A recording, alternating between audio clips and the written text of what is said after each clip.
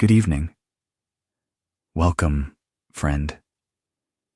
You've come to a quiet place tonight, a place where the stories of the distant past flow gently like the soft current of an ancient river. This isn't a place for rushing or excitement, not for grand battles or stormy drama. This is a place for slow, peaceful discovery. So, if you're ready, I invite you to take a deep breath. Let your body settle. Let your shoulders soften. Let your mind begin to unwind. Perhaps you hear the soft sound of a breeze rustling through tall reeds, the gentle lapping of water against the bank of a wide, sleepy river, and the low, distant bell of an oxen yoke echoing in the warm twilight. Tonight, we'll visit a place long ago, the land between the rivers, Ancient Mesopotamia, and there we'll follow the gentle rhythms of a single day in the life of an ordinary farmer. No kings, no heroes, just a quiet, earthy story of soil, seasons, and sun-warmed grain. So let's begin. Let yourself rest and drift slowly into the story. Spills over the fields like honey poured slowly from a clay jar. A pale gold mist with a simple breakfast of bread and goat cheese, the farmer steps out into the waking world. His feet know the way, down the dusty path, past a neighbor's house where a clay tablet rests drying in the sun, and toward the edge of the canal. The water flows quietly, diverted from the Euphrates or Tigris, depending on the village's age and placement. Clear enough to reflect the sky, yet still with the silty hue of rich sediment. He stops for a moment, watching the surface ripple under a passing breeze. That water is life. Without it, the soil would dry, the wheat would fail, and the village would wait for the rains that rarely came. But today, there is water, and his fields are ready. With his wooden hoe carved and worn smooth from years of use, he moves through the narrow furrows of his barley field. The grain is still young, the season early, but the shoots are rising green and hopeful. He sings softly to himself. A song his father sang, a rhythmic chant that matches the motion of his body. No hurry, just the long, slow motion of a man at home in the earth. You might hear it, that soft swish of a hoe slicing through damp soil, the buzz of a dragonfly nearby, and the low hum of the world waking all around him. The sun now rides higher in the sky, its warmth growing, but not yet harsh. The farmer wipes his brow with the corner of his tunic. His hands are dusty, his arms streaked with fine lines of soil. But there's no rush, no overseer shouting, no pressing deadline, only the quiet understanding of the land's own pace. He moves toward the shade of a tamarisk tree, planted long ago by someone whose name is now forgotten. Its wide branches offer just enough cover to soften the light into a golden hush. From a nearby jar half buried in the earth, he draws water, still cool despite the sun. He sips slowly, each drop a relief. He pours a little over his head and lets it run down his neck and shoulders. Somewhere nearby, a cicada starts its song, a lazy, winding trill rising and falling like the breeze itself. This is the time for rest. He lies back on a mat of reeds, chewed and patched over the years. The scent of the earth surrounds him, sweet and familiar.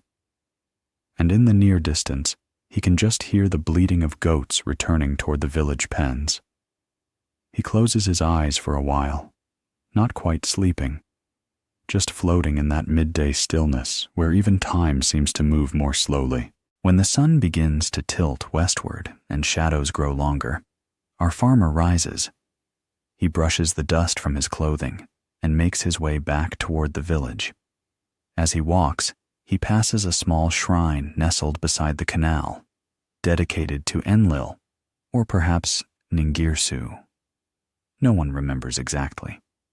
It is simple, just a stone marked with faded carvings and crowned with a scattering of fresh herbs left by someone earlier that morning. He bows slightly in passing. Not from fear, but from the quiet reverence that lives in his bones. Back in the village, the hum of activity returns. Children chase one another through narrow alleyways, their laughter echoing against the sun-baked walls. A potter works slowly at his wheel, hands spinning smooth clay into shapes that will hold grain, or milk, or lamp oil. The blacksmith's fire glows faintly from within its small mud-brick hearth, though the smith himself is not present, perhaps away, delivering a repaired plow blade. Near the center of the village, a scribe sits cross-legged beneath a woven awning, scratching marks onto a damp clay tablet. His reed stylus moves slowly, recording the tally of barley traded that morning, or perhaps noting a birth or a prayer for the coming rains. The farmer nods as he passes each of them. He knows them all, has known them all his life, and they know him. As the sun begins to dip below the horizon, the air cools, not cold, but soft, the kind of coolness that invites people to slow down. The farmer returns home, his wife now finishing the evening meal. A pot of lentils steams gently beside a clay oven. Flatbreads are stacked in a neat cloth bundle, and a dish of dates rests nearby, sticky and sweet. They eat in silence at first, not out of distance, but out of a quiet kind of closeness, the kind where words are not always needed. Their son asks about the day's work. The father shrugs lightly, then smiles. The field is green, he says, and that is enough. After the meal, they sit outside their home, watching the colors shift in the sky. A neighbor brings over a lyre, its strings loose, its sound soft and uncertain, like wind over tall grass. He plays a few simple melodies, ones they've all heard before. Songs older than memory. Someone hums along. Someone else tells a story, an old tale about the flood, or the time the gods sent dreams to warn the farmers. But no one listens too closely. Now, the stars begin to appear. First just one, then another, then a slow cascade across the velvet of the sky. There are no lights in this village, no torches or lamps outside the homes, just the gentle glow of firelight and the moon's soft hand reaching down from above. The farmer lies back on his mat, his son curled at his side, his wife humming a low, slow lullaby. The sounds of the village fade to whispers, a distant sheep calling, a soft creak of reed against reed, and above it all, the night wind sighing through the trees. He looks up at the stars, those same stars his ancestors watched, those same constellations that guided ships in dreams and prayers, and he breathes, not deeply, not urgently, just gently. The day is done, and tomorrow will come, the same as today, the same as... The days begin to shorten, the wind grows cooler, and the scent of the air changes, just slightly, like the difference between fresh grain and grain stored in a clay jar. It's the quiet season, not idle, but slow, the kind of busy that doesn't rush. Our farmer walks the same paths, but now with a careful eye. The barley has matured, its head's heavy, nodding gently in the breeze like elders whispering secrets. He pauses often, to inspect the color, to gently pinch a kernel between thumb and forefinger, to test its readiness. This is when the fields speak, not loudly, but they speak. And he listens. Around him, others do the same. The village becomes a murmuring hive of preparation. Sickles are sharpened, baskets patched, storerooms swept clear of last year's dust. The threshing floor, a wide flat space near the canal, is cleared of weeds and leveled again with a wooden drag.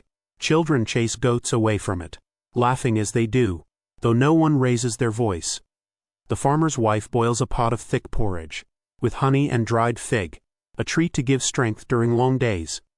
Their son is tasked with fetching water from the canal, a simple but important job. He carries it in a clay jar, his arms barely strong enough, but he walks proudly with it. And still, the air stays calm. The harvest will come when it comes. There is no need to shout at the grain. When the day finally comes, there are no bells, no announcements, just the unspoken agreement that it is time. The farmers move to the fields before the sun has fully risen, their tools slung across their shoulders, baskets slapping softly against their hips. The sound of the harvest is unlike any other. Not loud, but steady. A whispering rustle, as the sickle cuts the stalks, a soft swish, then a faint sigh, as the grain falls into the waiting arm. It continues all morning, with breaks for water and quiet laughter, and the occasional exchange of old sayings. The grain that bows is the one that's full. By midday, bundles are stacked neatly, along the edge of the threshing floor. And then the oxen are brought in. Their hooves patter across the grain, dragging heavy wooden sledges, weighted with stones. Dust rises into the air, but even this feels calm, as though the earth is simply exhaling. Later, they'll winnow the grain, tossing it gently into the air, letting the breeze carry away the chaff. Even the wind becomes part of the harvest. It's not a celebration, not exactly, but it's something close, a sacred, sleepy satisfaction. When the day ends, the farmer sits on the threshing floor, fingers running through the clean grain, cool, golden, enough. After the harvest, when the grain has been stored, and the tools hung away, the village enters its gentlest time. The festival. Not a festival of fireworks, or drums, but of food, of thanks, and of quiet joy. In the center of the village, a raised platform is prepared. Nothing grand, just a slab of stone, and a woven canopy to soften the sun. Here, offerings are placed, baskets of barley, a jar of new oil, and loaves baked into small crescent shapes. The priest, who is also the potter's cousin, chants softly in the old tongue, words whose meanings are half remembered, but whose comfort is always present. The farmer and his family bring dates wrapped in cloth, and a small clay bowl of honey. His wife whispers a quiet prayer for health. Their son tries not to fidget. Later, there is food. Not feasting, but sharing. Flatbread warm from the fire, stewed lentils with onion, dried fish packed in salt, and dates, always dates. The lyre comes out again. Stories are told, some silly, some sacred, and some that blur the line between the two. And when the moon rises, round and calm, they light a single lamp, and place it by the canal. It floats for a while, then gently tips, and sinks beneath the water. No one mourns. It's not a loss, just a reminder that everything returns. The seasons in Mesopotamia do not change with sudden color or cold. They shift like a sigh, like the slow turning of a great wheel, that everyone can feel, but no one can hurry. After the harvest comes a quiet season of maintenance. The canals are checked, their banks reinforced with clay and woven reeds. Homes are patched with new mud. Tools are repaired. New sandals are made from softened leather. Our farmer spends more time near the village now. He teaches his son to read the stars, how Orion rises before the rains, how Venus walks the evening sky in spring. He shows him how to weave nets for fishing, and how to judge a good clay jar by the sound it makes when tapped. The days are shorter, but not empty. There's a slower rhythm now, one of preparation, reflection, and stories by firelight. The fields sleep, but the people do not. They wait, quietly, for the wheel to turn once again. Now, the stars begin to appear, first just one, then another, then a slow cascade across the velvet of the sky. There are no lights in this. And so we leave him, this humble farmer, whose name we may never know, but whose story still lingers, in the earth, in the dust, in the quiet songs of old fields. Perhaps as you lie here now, you too can feel the warmth of that ancient sun, the hush of that quiet village, and the steady rhythm of a world that knew how to move slowly. So let your mind settle. Let the wind of history carry you gently through barley fields and sun-baked lanes, and soft starlit skies. Let sleep take you slowly, like the river winding through Sumer, not all at once, just peacefully. Good night. Rest well, and may your dreams be quiet and kind.